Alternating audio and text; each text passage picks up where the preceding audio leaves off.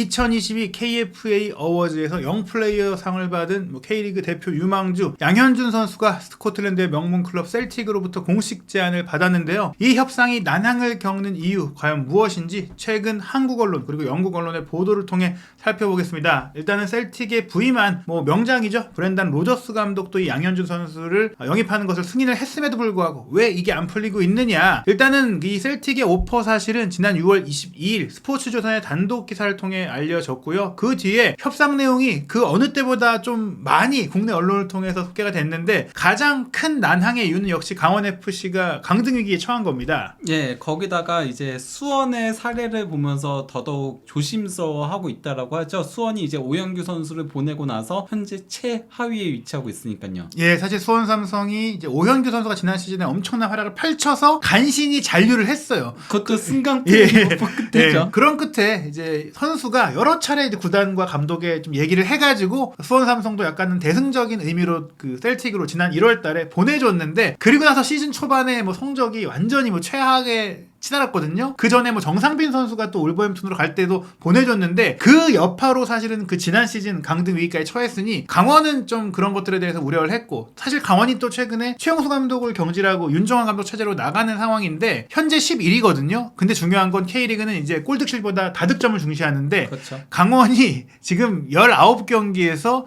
넣은 골이 12골. 그 K리그 12개 팀 중에서도 유독 득점력이 아쉬워요. 예, 그것도 19경기 12골이면 경기당 한 골이 안 되는 거니까 정말 심각한 수치라고 할 수 있겠는데요. 물론 양현준 선수가 득점을 많이 또 올리고 있는 건 아니지만 분명히 득점 과정에 많은 기여를 할 수 있는 그런 돌파력과 창의성이 있거든요. 그러다 보니까 강원이 양현준 선수 측에 이 오퍼가 왔을 때 얘기한 건 못 간다라기보다는 시즌이 끝나고 가라이고 그리고 이제 계약은 지금 해도 되는데 일단 셀틱에 갔다가 올 시즌이 끝날 때까지는 다시 역임대를 해달라 약간 요런 협상이 이어진 겁니다. 사실상 6개월 역임대를 해달라는 거죠. 그래야지 이제 강원도 잔류에 조금 힘을 실을 수 있는 거고 그리고 또 이제 6개월 뒤에 그냥 안 보내주겠다는 건 아니다. 6개월 뒤에 보내주겠다는 거다. 이런 식으로 얘기를 한 건데요. 예, 그런데 이걸 셀틱이 받아들이지 않았다. 사실 이걸 셀틱이 오케이 했다면 양현준 선수도 일단 셀틱과 정식 계약을 맺을 경우에는 시간이 있으니까 충분히 기다릴 수 있고 특히 이제 오는 9월 같은 경우에는 양현준 선수가 만약 셀틱에 간다고 하더라도 아시안 게임을 뛰어야 되기 때문에 그 정도는 좀 될 수 있겠다 싶었으나 셀틱이 그걸 받아들이지 않았고 그런 건데 양현준 선수가 인터뷰를 통해서도 조금 구단에 아쉬운 소리를 하기도 했어요. 예, 그러니까 약속을 지키지 않았다라는 얘기들도 있는 거고요. 원래 그러니까 그 지난해 미국에서 왔을 때 강원에 남았고 그때 오퍼가 온다면 적극적으로 도와주겠다라고 얘기를 한 건데 그걸 지키지 않았다. 거기에 대해 약간 조금 불만 섞인 목소리를 낸 건데요. 예, 그러면서 이제 조건도 사실은 저희가 정확한 액수를 말씀드리기는 어렵지만 강원이 이걸 거절할 정도의 그 안 좋은 조건도 아닌데 왜 이것을 막느냐. 결국에는 말씀드린 그 강등 위기 때문인데 여기에서 불거진 게 강원이 역임대를 요청한 것이 K리그의 이미지를 망친다라는 그 보도와 관계자들의 얘기가 좀 나왔어요. 네, 그러니까 에이전트들이 한 얘기죠. 이런 네. 식의 역임대는 본 적이 없다. 이거는 차라리 안 하는 이만 못하다. 괜히 K리그 이미지만 실추시키는 거다. 이런 식의 얘기들을 했다라고 하는데 사실 이거는 팩트가 아닙니다. 예, 그러니까 구단 행정을 모르는 것 같다. K리그 망신이다. 이런 얘기들을 하는데 이게 이제 앞으로도 K리그의 선수들의 유럽 진출에도 악영향을 미칠 것이다. 이런 얘기까지 나오는데 이건 사실 이제 그렇진 않아요. 물론 이제 양현준 선수 쪽에서는 다급하겠지만 그러니까 양현준 선수가 약속을 지키지 않았기 때문에 거기에 대한 실망감을 느끼는 건 당연한 일입니다. 전 당연하다고 생각을 해요. 하지만은 이게 그 역임대가 나라 망신이다 이런 거는 말도 안 된다라고 할 수 있는데요. 실제 그 영입 후 역임대 사례들이 있어요. 일단 클루세스키도 대표적인 케이스죠. 클루세스키가 원래 아탈란타 소속이었는데 파르마로 임대를 가서 거기서 이제 영플레이어상을 받으면서 굉장히 좋은 활약을 전반기 때 펼쳤잖아요. 유벤투스가 겨울에 그 클루세스키를 영입하면서 파르마로 그대로 6개월을 더 뛰게 했어요. 다음 시즌부터 우리 팀에서 뛰게 하겠다 하면서 이렇게 했던 사례도 있었고요. 또 우리가 너무나도 잘 아는 우도지의 사례가 있는 거죠. 우도지 우디네세에서 영입하자마자 바로 역임대 보내서 우디네세에서 이번 시즌 뛰면서 세리에 정상급 왼쪽 풀백으로 활약을 했고 이번 시즌에 이제 새로 합류할 예정이죠. 그리고 파페사르 같은 경우도 마찬가지예요. 프랑스 매치에서 이미 영입을 했다가 1년간 다시 전 팀에서 뛰고 네. 조금 더 성장하고 경험을 쌓고 와라. 이게 이제 토트넘 입장에서도 당장은 이제 네. 다른 자원도 있고 또 이 선수를 많은 출전 기회를 줘야 이제 성장할 수 있으니까 그 네. 뒤에 쓰겠다라는 거거든요. 그리고 이제 역임대 사례까지는 아니더라도 비슷한 식의 이적들은 많이 예전에도 있었는데요. 뭐 그러니까 당장 뭐 나비 케이타가 이제 리버풀로 이적했을 당시에도 라이프치 소속이었는데 한 시즌 먼저 계약을 체결을 한 거예요. 그러면서 네. 조금 더 이적료를 싸게 깎아서 그래서 라이프치에서 한 시즌 뛰고 리버풀로 합류하는 형태로 한 바 있고 이번에 은쿤쿠도 오피셜만 안 떴을 뿐이었지 사실상 1년 전에 영입 확정 지은 상태였거든요. 그렇죠. 그래서 은쿤쿠의 이적료가 원래 그 가치 대비 다소 떨어져 있는 게 이런 케이스인 거예요. 그러니까 소속팀에서 우리 급해. 우리 급한데 그러면은 1년만 우리가 더 쓰는 대신에 이적료를 조금 깎을게 이런 식으로 하는 건데 셀틱이 이걸 받지 않은 이유는 셀틱은 이렇게 역임대를 보낼 만큼 여유가 있는 팀도 아니고 그렇게 하지 않는 게 원칙이래요. 예. 그러니까 그거는 셀틱의 원칙인 거지 유럽 이적 시장의 원칙이 아니에요. 그렇죠. 이렇게 역임대를 이제 제한한 게 K리그 왜 이런 제한을 해라고 망신을 받을 상황은 아니고 네. 그냥 셀틱이 그거가 탐탁지 않을 뿐이다. 사실 제 개인적인 생각으로 보면 오히려 양현준 선수 입장에서는 올 시즌은 다 뛰고 가는 게 좋고 그리고 솔직히 저도 오퍼가 왔을 때 가는 게 맞으니까 네. 일단 계약은 하고 예. 반년은 강원에서 뛰고 아시안 게임도 뛰고 그러고 가는 게 더 낫지 않느냐. 예, 단지 셀틱이 그걸 안 받은 게 문제인 거죠. 예. 예. 그러면은 왜 셀틱은 양현준 선수 영입을 하려고 하는지에 대해서 살펴볼 필요성이 있는데요. 일단 원래 셀틱은 저는 측면이 가장 강한 팀이라고 생각을 해요. 지난 시즌 셀틱이 그러니까 뭐 국내 트래블을 달성을 한 원동력도 저는 최전방 공격수, 중앙 미드필더 다 아니고 측면 공격수 때문이라고 생각을 하는데요. 조타, 마에다, 그리고 아바다, 학사바노비치, 그리고 포레스트까지 5명의 측면 자원들을 보유하고 있고요. 조타 같은 경우는 11골 11도움을 올리면서 두 자릿수 골과 도움을 동시에 올렸고 후스코어드 평점에서도 7.48.5 셀틱 전체 선수 중에서 1위를 기록을 했어요. 예.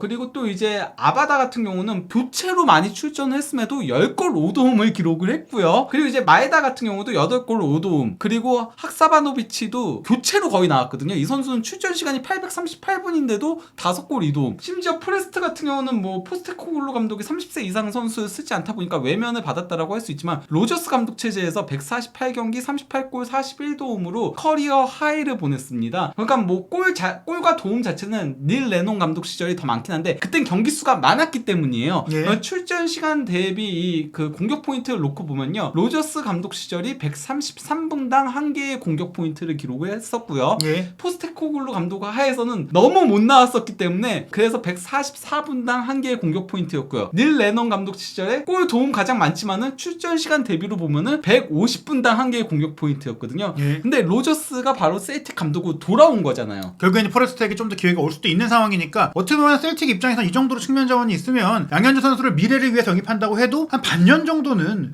다시 강원에 임대를 줘도 되는 게 아니냐 생각할 수가 있겠거든요. 하지만은 네. 셀틱에서 이적하려는 선수들이 있기 때문인 건데요. 먼저 그 아까 백업으로 굉장히 좋은 활약을 펼쳤다는 만 21세의 측면 공격수인 아바다가 현재 아약스, 벤피카, 사우스햄튼 같은 구단들의 러브콜을 받고 있습니다. 아바다가 어쨌건 지금 셀틱보다 더 좋은 물론 사우스햄튼은 현재 그 챔피언십으로 강등이 됐지만 아약스, 벤피카는 셀틱보다 현재 더 좋은 구단이잖아요. 예. 이런 구단들의 러브콜을 받으니까 마음이 흔들릴 수밖에 없잖아요. 물론 뭐 계약 기간이 2026년이면 아직 조금 여유는 있다라고 할 수 있더라도 이 선수가 가장 최근 26일날 셀틱의 재계약 제안을 거절했습니다. 아, 그럼 결국엔 이제 이적을 하겠다라는 의지를 명확하게 보여준 거네요. 예, 그래서 이제 로저스 감독이 선수와 현재 대화를 조금 하려고 스케줄을 잡고 있다는 얘기가 나오고 있거든요. 그리고 또 이제 마에다 같은 경우도 지난 1월에 이제 사우스햄튼 러브콜을 받았었죠. 실제 예. 뭐 모니터링을 했다라고 하고 제안까지 받았다라고 해요. 근데 이제 마에다가 거절을 했다라고 하면서 나는 셀틱에서 아직 이뤄야 할 게 더 많이 남았다라고 생각했기 때문에 남았다라고 했는데 다 이뤘죠. 예. 도메스틱 트랩을 했고 그리고 현재 마에다가 상당히 인기가 많대요. 이적 시장에서. 그러니까 이런 게 커요. 셀틱에서 아무리 보여주는 것보다도 월드컵이나 그렇죠. 대표팀에서는 마에다가 주전이잖아요. 도리어 후루아시는 대표팀에 거의 뽑히지 못하고 있는 상황이잖아요. 월드컵도 못 갔고요. 예, 후루아시는. 최근에 다시 뭐 뽑히고 있지만 예, 예. 예. 그리고 마에다가 최근 평가전에서도 계속 골을 넣었거든요. 예. 그러다 보니까 마에다는 현재 주목하는 기대하는 구단들이 상당히 많다라고 합니다. 네, 그래서 사우스햄튼을 안 가더라도 다른 팀으로 갈 가능성이 충분히 올 여름에 있다. 네, 그러니까 측면 자원이 2명이나 빠지게 되는 거니까 셀틱이 이제 아바다하고 마에다의 이적에 대비해가지고 양현준과 틀리오를 영입을 하려고 하는 거예요. 거기다가 이제 셀틱의 측면 자원들이 대부분 왼쪽을 선호한대요. 그러니까 오른쪽에서 전문 오른쪽 윙이라고 할 수 있는 선수는 아바다 한 명밖에 없대요. 근데 그 아바다가 떠나려고 하잖아요. 네, 그러면 역시 오른쪽을 전문으로 하는 양현준 선수를 또 원할 수 있는 거죠. 그러다 보니 이제 틀리오와 양현준을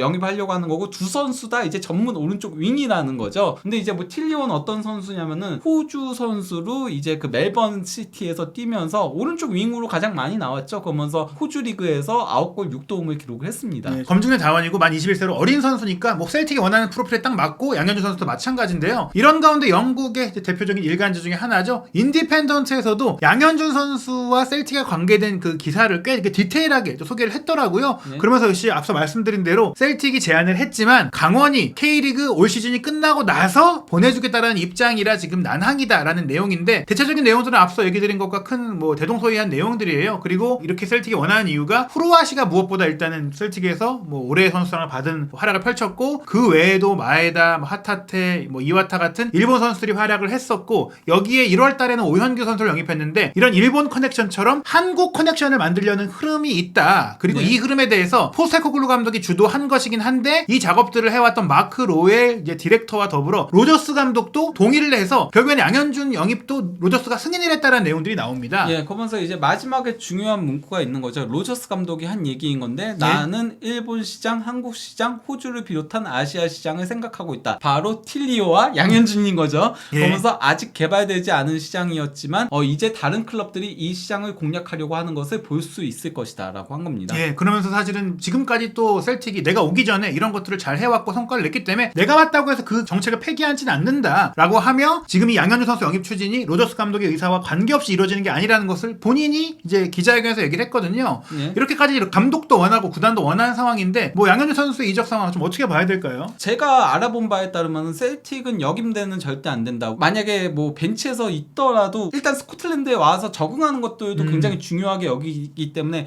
양현준도 어린 선수고 틸리오도 어린 선수잖아요. 그러니까 둘 다 팀에서 조금 적응하면서 백업으로 일단 시작하다가 오영규 선수가 그랬던 것처럼 그러다 차근차근 이제 팀 내에서 입지를 넓혀 나가는 형태로 키우고 싶어하는 거거든요. 그러다 보니 저는 그러면은 다른 타겟으로 넘어갈 가능성이 있지 않을까. 그리고 그렇게 된다면은 저는 뭐 배준호 선수라던가 뭐 강성진 선수라던가 이런 쪽으로도 눈을 돌릴 가능성이 충분히 있지 않나라고 생각을 합니다. 그리고 무엇보다 이제 셀틱도 영국 팀으로서 자국 내에 이미 세계 대회가 있어요. 이미 셀틱은 챔피언스리그도 나가는데 스코틀랜드 프리미어리그도 해야 되고 FA컵과 리그컵도 있으니 이런 유망주들이 필요해요. 로테이션도 돌려야 되고 컵 대회를 통해서 충분히 기회도 주고 점검할 수가 있기 때문에 역임대를 주는 것은 이제 고려 대상이 아니다. 네. 그래서 이게 고수된다면 양현준 선수의 셀틱행은 좀 결렬될 가능성이 크고 양현준 선수 입장에서도 저는 이제 아시안 게임을 일단 잘 소화하는 게 좀 우선되지 않을까 생각을 해요. 거기다가 저는 아시안 게임에서 좋은 모습 보여주면 다른 데서도 또 오퍼가 올 수 있다라고 생각을 합니다. 예, 그리고 강원에서도 계속 활약을 하고 또 아시안 게임에서 잘한다면 또 클린스만 감독이 뭐 아시안컵을 앞두고 해볼 수도 있는 거고 이번에 셀틱이 못 간다고 뭐 유럽을 못 간다 뭐 이렇게 볼 필요는 없을 것 같고 말씀하신 대로 오히려 아시안 게임에서 금메달까지 따면 더 길게 긴 호흡으로 볼 수가 있어요. 이게 그러니까 결국 K리그가 추춘제다 보니까 다른 리그들과 다르게 이런 부분에 있어서의 조금 문제들이 발생할 때가 있어요. 그리고 대부분 그러다 보니까 이적을 겨울에 하는 경우들이 많고 또 겨울에 하면은 적응기가 짧다라는 그런 단점이 있거든요. 예. 좀 이게 그러니까 한국의 사계절이 뚜렷한 게 예. 이런 면에서는 조금 단점으로 작용을 한다라고 할 수 있겠죠. 예, 뭐 일본 J리그는 그런 문제 때문에 사실 리그를 유럽처럼 추춘제로 바꾸겠다라는 추진을 항상 해오지만 역시 일본도 계절 그렇죠. 날씨 때문에 이거 안 되고 있거든요. 결국에는 양현준 선수가 언젠간 유럽에 도전을 하겠지만 지금 시점에는 조금 불투명하다. 앞으로 또 새롭게 업데이트된 소식이 있다면 또 새롭게 유럽에 도전하는 선수들의 소식이 나온다면 한준TV에서 빠르게 체크하고 분석해서 전해드리도록 하겠습니다.